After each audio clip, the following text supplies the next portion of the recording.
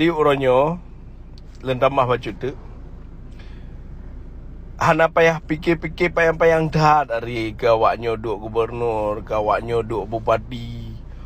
Uronyo baik le tak pegah tingkat dengan ketanya manusia. Dengan Allah Ta'ala awaknyo hanayai.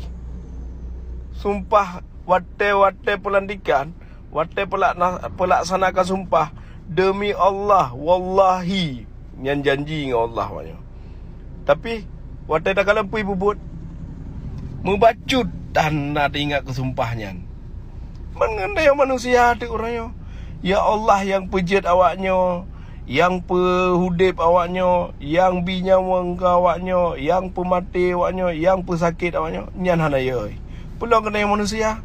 Membacut dan dihargai. Makaji orangnya. Orang drone hanapah sibuk-sibuk dah. Lagi lembegah mendang. Minta peng ke dro ju nikmati ke dro ne mudip ju ke dro ne berdoa mentang bawanya baik dihapuskan saboh tu biaya rumah sakit dengan biaya pendidikan mentang baik dihapuskan. Ya, bepri lagi-lagi biasa ju.